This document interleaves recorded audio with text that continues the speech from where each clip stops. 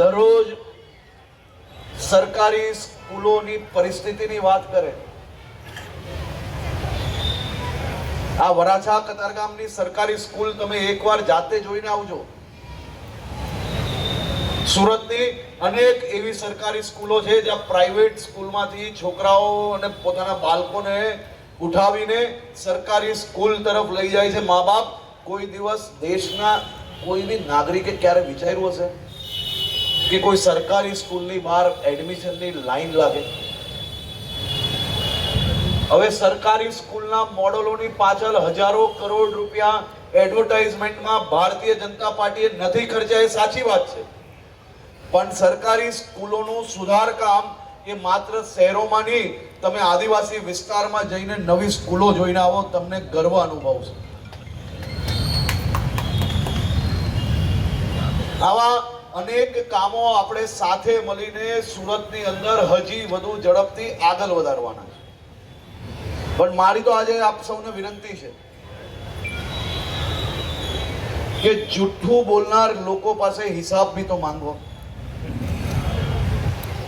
અને હિસાબ માંગવો એ આપણો હક છે. તમે અમારી પાસે બી માંગો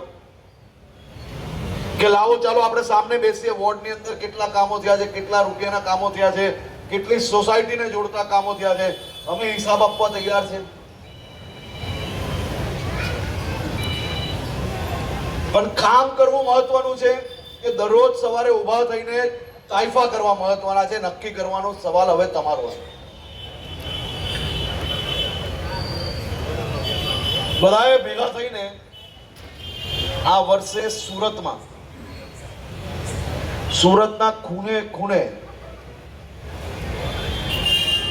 સફાઈઓ કરવાનો સમય આવી ગયો છે. અને સફાઈઓ એવો કરજો કે ખાલી આપણા વોર્ડમાં નહીં, પરંતુ આસપાસના એક બી વોર્ડમાં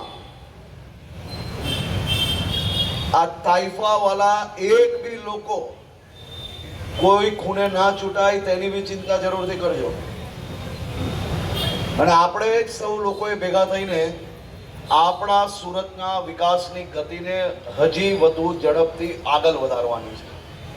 મારી તો આપ સૌ લોકોને, આમાંથી બેઠેલા મોટા ભાગના લોકોને હું વર્ષોથી પરિચિત છું, અને તમારા સૌની શક્તિ શું છે તેનો બી મને અંદાજો છે.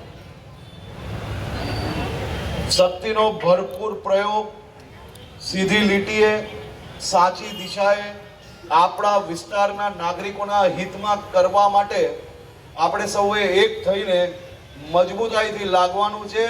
ગયા વખતે જે નાનું મોટું ચૂકેલા તેનો ડબલ મોટો હિસાબ આ વખતે કરવા માટે આપણે સૌએ તૈયારી રાખવાની છે. તો મારા સૌ વડીલોને જે મનની અંદર હતું એ બધું કહેવાઈ ગયું છે. બીજું કઈ કહેવાની જરૂર લાગે છે? લાગતી હોય તો કેવો, ના લાગતી હોય તો હાથ ઊંચા કરીને યા ઓમ કરો ભાઈ. પાક્કો ડિપોઝિટ ગોલ. પણ આમ બધા એક સાથે કરો તો ખબર પડે. ગોલ, ડિપોઝિટ ગોલ, પાક્કે પાક્કું. એમ તો શહેરમાં 80% જગ્યા પર આજે અમે આવતા પરેશભાઈ, અમે કાંતિ કાકા ને અમે લોકો ત્રણેય જણ આવતા હતા ગાડીમાં.